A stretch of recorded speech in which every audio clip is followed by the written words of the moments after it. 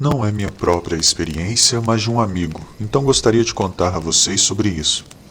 No final dos anos 80 e início dos anos 90, ele foi à nossa cidade local para visitar um amigo para tomar uma bebida.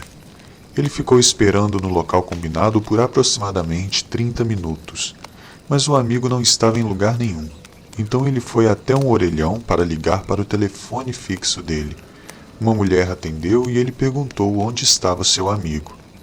A mulher do outro lado da linha explicou que era a irmã dele e que ela estava visitando a família no fim de semana, e informou que o amigo dele havia saído há pouco tempo e deveria estar com ele em breve.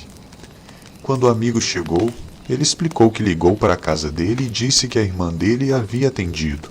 Seu amigo revelou que sua irmã havia morrido no Egito alguns anos antes de se tornarem amigos. O amigo duvidou que isso fosse verdade, mas o mais assustador é que quando ele chegou em casa, verificou seu registro de chamadas, e realmente o telefone foi atendido exatamente no horário em que a casa estava vazia.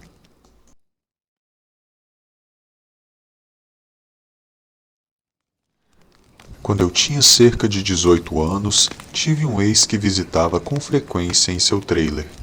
Ele ainda morava com seus pais e irmãos mais novos na época. Neste dia em particular, a família dele estava fora de casa para algum evento, então éramos os únicos na casa. Agora tenho que explicar como era a casa para que vocês entendam por que isso mexeu tanto com a gente. Era uma espécie de retângulo. Para chegar ao quarto dele era preciso andar por um corredor estreito. Estávamos no quarto dele assistindo TV. Eu estava deitada na cama enquanto ele estava no chão por algum motivo, não me lembro muito bem. Quando eu estava quase dormindo, eu vi ele virar a cabeça em direção à porta do quarto. Perguntei se ele ouviu alguma coisa e ele me silenciou e me disse que pensou ter ouvido alguma coisa, mas continuou fazendo o que estava fazendo. Depois ele se juntou a mim na cama e ficamos lá assistindo TV. Vejo meu ex um pouco agitado novamente e se sentar na cama. Desliguei a TV para tentar ouvir o que ele estava ouvindo. Ouvi rangidos, como se alguém estivesse andando na sala. Presumimos que a família dele havia chegado em casa e continuamos assistindo TV. Assim que eu estava prestes a aumentar novamente o som da televisão, ouvimos alguém correndo. Você sabe como nos filmes de terror sempre há a cena em que eles ouvem aquele fantasma correndo em sua direção. Foi assim que nos sentimos naquele momento. Os passos correndo ficaram cada vez mais altos, como se estivessem pisando cada vez mais forte. Estávamos no quarto olhando um para o outro e esperando que alguém entrasse pela porta. Os passos pararam quando chegaram na porta. Parece meio bobo, mas acredite, estávamos apavorados. Com o som dos passos ficando cada vez mais alto, dava para sentir o chão tremendo. Meu ex me perguntou se eu tinha ouvido aquilo. Eu balancei a cabeça sinalizando que sim, mas tentei encobrir com uma desculpa esfarrapada dizendo que talvez estivesse vindo do trailer ao lado. Eu não queria admitir para ele que estava com muito medo.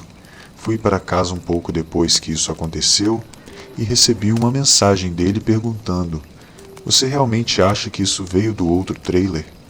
Eu mandei uma mensagem de volta admitindo que também havia escutado aquele barulho e que fui embora por medo. Nada disso aconteceu novamente durante o tempo em que estivemos juntos. Ele mencionou que alguns meses depois eles estavam arrumando algo embaixo do trailer. Ele e o pai acabaram encontrando restos mortais. Chamaram a polícia para buscá-los. Não tive mais notícias desde então.